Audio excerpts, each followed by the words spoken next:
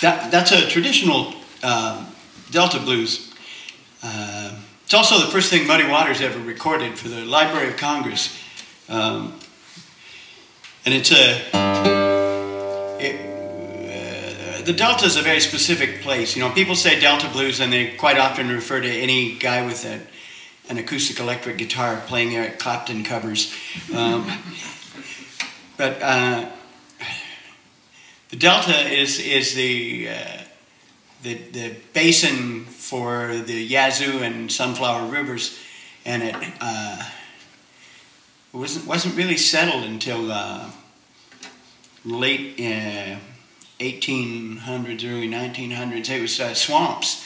It was outrageous. It was like 110 feet deep of gorgeous topsoil left from years of floods, and it was giant forests that had to be hand logged, and it was all full of like bears and cougars and stuff. And most of that work was done by African Americans.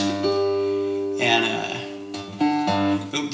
the Delta, they say, starts in the lobby of the Peabody Hotel in Memphis, because that's where all the cotton buyers used to sit around and drink their whiskey sours and mint juleps and fix the prices on next year's crop, you know.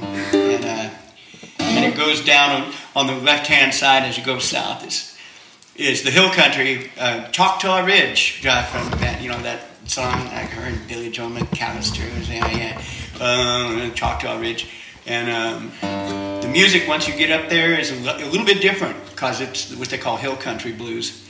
And the Delta goes about 160 miles south, and it spills over a little bit onto the Arkansas side of the river. And people there don't play like they play anywhere else. They actually play, when Muddy did that song, just for an example, he did it the way I did the first verse of it, where it's like actually a 12, it's a 13 bar blues, because you add one extra note for about 4 measures in there. Because what they would do, like fiddlers, which was the original instrument of the blues, they would like the way that Métis fiddlers and some Celtic fiddlers do, they'll play a melodic line, and they don't care if it's 4 beats per measure, and they start again when they played 4 measures of 4 beats. They just play till they're done with what they have to say, and it's up to you to keep up, you know. And so, you know, when Muddy did that, when he started playing for white audiences, he squared it off. But his original version, you know, he goes,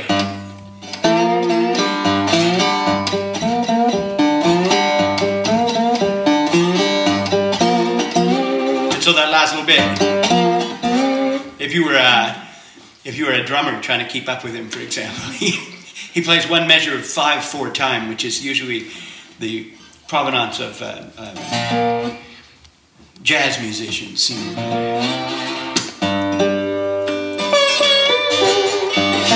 I'm going to switch instruments here and play you another tune from the Delta.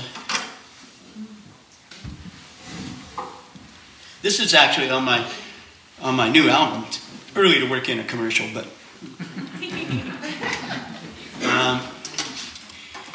this is from there's a town in the Delta called Bentonia, and people there play in a style that doesn't sound like anywhere else, even within the Delta.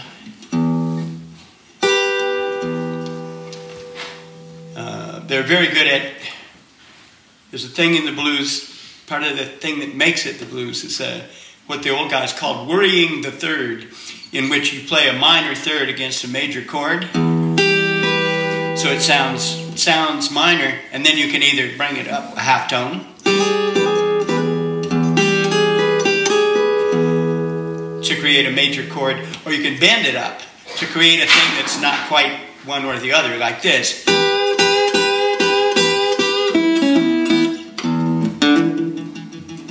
So this is by, well, this is traditional too. The best known version of this is by Skip James. But there's several people from around Bentonia who've recorded it. It's been recorded under several names. Devil Got My Woman, and around there they just call it the Devil. You know, full of barbecued pig and homemade liquor and yell out, "The devil!" And they're asking you to play this.